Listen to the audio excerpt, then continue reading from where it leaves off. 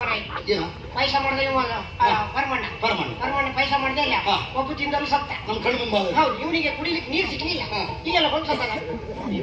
ಬ್ಯಾರಿ ಮನೆ ಬಂದು ಯಾರೇ ಆಗಲಿ ಅನಾಥ ಶವವನ್ನು ಕಂಡರೂ ಸಹ ಒಮ್ಮೆ ನೋಡ್ಬೇಕು ಅಂತ ನೋಡ್ಕೊಂಡು ಹೋಗ್ಬೇಕಂತ ಮಾತುಂಟಾನೆ ಕೆಲಸ ಮಾಡಿ ಹೋಗುವ. ಕೈ ಕೈ ನೀರಾಗಿರ್ತೀನಿ.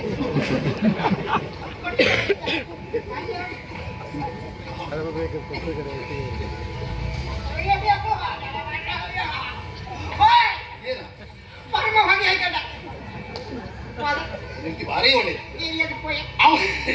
ಅವನನ್ನು ಕೊಲ್ಬೇಕಂತಲೇ ನಾವು ಬಂದದ್ದು. ಆದ್ರೆ ಕೊಲ್ಲುವಂತ ಕೆಲಸ ಉಳಿತು. ಪರಮ ಸತ್ತ ಹುಡುಕು ಬಳ್ಳಿ ಖಾಲಿ ಸಿಗಿದಾಗ ಹೋದಲ್ಲ ಬರೋದೇ ನಂಗೆ ಬೇಸರ. ಯಾಕಂದ್ರೆ ಇಷ್ಟು ವರ್ಷ ಯಜಮಾನ ಜೊತೆ ಒಳ್ಳೆ ಪ್ರಾಮಾಣಿಕ ದುಡಿತಾ ಇದ್ದ. ಹೌದು, ಯಜಮಾನ ದೇವ್ರಂತ ಯಜಮಾನ ಜೊತೆ ಇದ್ದ. ಅದು ಇಷ್ಟು ಬೇಗ ಹೋತಂತ ಎಣಿಸ್ಲಿಲ್ಲ. ಆದ್ರೆ ಅವನ ಆತ್ಮಕ್ಕೆ ಶಾಂತಿ ಸಿಗ್ಬೇಕಂತಾದ್ರೆ ಇಲ್ಲೇ ಒಂದು ಶ್ರದ್ಧಾಂಜಲಿ ಕಾರ್ಯಕ್ರಮ ಇಲ್ಲ. ನಮ್ಮ ನಿಮ್ಮೆಲ್ಲರ ಅಚ್ಚುಮೆಚ್ಚಿನ ಪಡೆದ ಭಟ್ಟಾದಂತ ಭರಮನವರು ನಮ್ಮನ್ನೆಲ್ಲ ಬಿಟ್ಟು ಇವತ್ತು ಇಹಲೋಕವನ್ನು ತ್ಯಜಿಸಿದ್ದಾರೆ. ಅವರಿಗೆ ಆರೋಗ್ಯ, ಭಾಗ್ಯ, ಸುಖ, ಶಾಂತಿ, ನೆಮ್ಮದಿಯನ್ನು ಕೊಡಲಿ ಅಂತ ಆ ಭಗವಂತನಲ್ಲಿ ಬೇಡ್ತಾ ಸತ್ತವನಿಗೆ ಆರೋಗ್ಯ, ಭಾಗ್ಯ ಅವನ ಆತ್ಮಕ್ಕೆ ಶಾಂತಿ ಸಿಗಲಿ ಅಂತ ದೇವರಲ್ಲಿ ಬೇಡ್ತಾ ಎಲ್ಲೇ ಆಟಕ್ಕೆ ಹೋಗೋರಾಗ್ಲಿ ಬರೋರಾಗ್ಲಿ ಯಾರಿಗೊಂದು ಭೂತ ಪಿಶಾಚಿ ಆಗದೆ ಯಾರಿಗೂ ಕಾರದೆ ಒಳ್ಳೆ ರೀತಿಯಿಂದ ಹೋಗ್ಲಿ ಅಂತ ದೇವರಲ್ಲಿ ಬೇಡ್ತಾ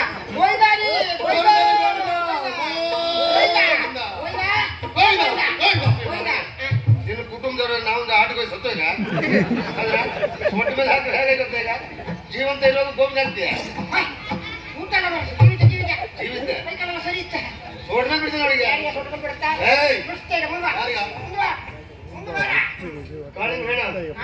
ಕಾಪಿ ಮಗನೇ ಹಣ ನಿನ್ ಮಾಡ್ತೇವೆ ಈಗ ಅವನು ಸುದ್ದಿ ಬೇಡ. ಮಾಲಿಂಗನ ವಿಚಾರಗಳು ಇನ್ನೂ ಬರಬಾರದು. ಏನಿದ್ರೆ ಈ ವರ್ಷ ಕಾಳಿಂಗನದೇ ಇರಬೇಕು.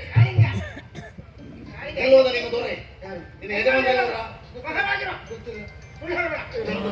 ನಿನ್ನ ದೊರೆ ನಮಗೆ ಸಿಕ್ಕಿದ್ದಾನೆ. ಸಿಕ್ಕಿದಂತ ನಿನ್ನ ಯಜಮಾನನ ಹೋದ್ರ ಅವನು ಬಂದಾಯ್ತು. ಪುಣ್ಯಾತ್ಮರು ಅದೆಷ್ಟೋ ಜನರಿಗೆ ಅನ್ನ ಆಶ್ರಯವನ್ನು ನೀಡಿದಂತ ಪುಣ್ಯಾತ್ಮರು ಅಂತವರಿಗೆಲ್ಲ ಉಳಿಗಾಲ ಇಲ್ಲ. ಪಾಪಿಗಳು ಚಿರಾಯಿ. ಪಾಪಿ ಮನೆ ಸಾಯುವಂತ ಕಾಲದಲ್ಲಿ ನಿನ್ನ ಸಾಹಿತ್ಯದ ಮಾತು, ನಿನ್ನ ಸಾಹಿತ್ಯ ನಿಲ್ಲಿಸಿಬಿಡ್ತೇವೆ ಈಗ. ಮನೆಗಳಿಗೆ ಏನಾದ್ರೂ ನೋಡ್ಕೊಂಡು ಹೆಣವೂ ಇಲ್ಲ. ಆದ್ರೆ ನಿಮ್ಗೆ ಆಸೆ ಉಂಟಲ್ಲ ಅದನ್ನು ಈಡೇರಿಸ್ತೇವೆ. ಅವರನ್ನು ಹೊಂದಿರುವಂತಹ ಖಡ್ಗದಲ್ಲಿರುವಂತಹ ರಕ್ತ ರಕ್ತ ಪರೀಕ್ಷೆ ಮಾಡ್ಲಿಕ್ಕೆ ನನಗೆ ಏನಂತ ಪರೀಕ್ಷೆ ಮಾಡುದ ಅದು ಮುಖ್ಯ ಅಲ್ಲ. ಮಗು ಕೊಡು, ಮಗು ನಾನು ಮದುವೆಯಾಗ ಮಗುವೆಲ್ಲ ಕೊಡ್ಲಿಕ್ಕೆ ಮಹಾರಾಜನ ಮಗು. ಅದು ಕತೆ ಏನ್ ಕೇಳ್ತೀರಿ? ಏನ್ ಕತೆ? ದೊರೆಗಳು ನನಗೆ ಸಿಕ್ಕಿದವರು ಹೇಳಿದ್ರು ಮಗುವನ್ನು ಕೊಂಡೋಗಿ ಸಾಕು ಎನ್ನುವ ಹಾಗೆ. ನನ್ನ ಹೊಟ್ಟೆ ಹೊರ್ಕೊಳ್ಳೋದೇ ಕಷ್ಟ, ಮಹಾರಾಜನ ಮಗುವನ್ನು ಹೇಗೆ ಸಾಕಲಿ ಅಂತ ಕೇಳಿದೆ. ನನ್ನ ನಿನ್ನ ವಿಶ್ವಾಸ ಎಷ್ಟೇ ಅಂತ ಕೇಳಿದ್ರು. ಹೌದು ಅಂತ ಹೇಳಿದೆ. ಸಿಟ್ಟು ಬಂತು. ಅವ್ರು ಅತ್ಲಾಗ ಹೋದ್ರು, ನಾನು ಇತ್ಲಾಗ ಬಂದೆ. ಸುಳ್ಳು ಹೇಳಬೇಡ. ನಾಳೆ ಸುಳ್ಳು ಹೇಳಬೇಡ. ಇಷ್ಟು ವರ್ಷ ನಾನು ನಿನ್ನ ಒಟ್ಟಿಗೆ ಇದ್ದವ್ರು ಹೌದಾ? ಒಂದು ದಿನ ಸುಳ್ಳು ಹೇಳಿದವನೇ ಅಲ್ಲ. ಬೇಡ ವಿಚಾರಗಳಲ್ಲಿ ನಿಲ್ಲಿಸಿದ ಏನೀಗ ನೀವು ಇದುವರೆಗೆ ಅವ್ರ ಜೊತೆಯಲ್ಲಿ ಸಂತೋಷದಲ್ಲಿ ಇದ್ದೆ. ಹೌದಾ? ಕಟ್ಟಿದ ಮನೆ ಇಲ್ಲ, ನಮ್ಮ ಬಂಧು ಬಳಗದು ಯಾರು ಅಂತಲೇ ಗೊತ್ತಿಲ್ಲ, ಮದುವೆ ಆಗ್ಲಿಲ್ಲ. ನಾನ್ ನಿಮ್ ಜೊತೆಗೆ ತಡ ಮಗನೇ. ನಿನ್ನ ಕುಟುಂಬ ಇಲ್ಲ, ನಿನಗೆ ಹೆಂಡತಿ ಇಲ್ಲ, ಯಾರಿಲ್ಲ. ನಮ್ಮ ಜೊತೆ ನೀನು ಇರುವುದ? ನಮ್ಮ ಜೊತೆ ನೀನು ಕಾಣಬೇಕು. ಕೆಲಸ ಮಾಡ್ಕೊಂಡಿರ್ತೆ, ಇಲ್ಲಿ ಇರ್ತೆ. ಸ್ವಲ್ಪ ಹೇಳ ಕೆಲಸ ನಿನ್ ಕೆಲಸ ಬೇಕಾ? ಓವರ್ಟಿ ಸ್ವಲ್ಪ ಅಲ್ಲೇ ಮಾಡಿ ಕಾಯ್ತಿದ್ದವ್ರು. ಈ ಊರಿನಲ್ಲೇ ಇರೋದು. ಊರು ಬಿಟ್ಟು ತೊಲಗಾಚೆ ಇವನ ನಮ್ಮ ಜೊತೆ ಇದ್ದಾವಲ್ಲ ಎಷ್ಟು ವರ್ಷ ಆದ್ರೆ ಕೆಲಸ ಕೊಡುವ ಯಾಕಂದ್ರೆ ನಂಗೆ ಚಿತ್ರ ಹಿಂಸೆ ಕೊಡ್ತಿದ್ದ. ಕಸ ಗುಡ್ಸುದ್ ನಾನು, ಮುಸ್ರೆ ತೊಳೋದ್ ನಾನು, ಕೋಣೆ ಗುಡ್ಸುದ್ ನಾನು, ಈ ಅಡ್ಡಿ ತೊಡಿಸಿ ಎಲ್ಲ ತ್ಯಾಗ ಬರ್ತಿಸಿ ನಂಗೆ ಇಲ್ಲೆಲ್ಲ ಓಡಿಸ್ತಿದ್ದ. ನನಗೆ ಮಂದಿರು ಹಿಂಸೆ ಕೊಡಲಿಲ್ಲ ಅಂತ ಇಲ್ಲಿ ಒಂದ ಅಗ್ರಣಿ ಹಾಕ್ತಾ ಹೋದ.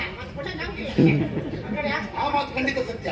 ಸಂದರ್ಭಕ್ಕೆ ಸರಿಯಾಗಿ ಬಂದ, ಅದನ್ನ ಹಾಕ್ತದ, ಇಷ್ಟ ತಕೊಂಡ, ಇಲ್ಲಿ ಸೇರಿಸಿದ.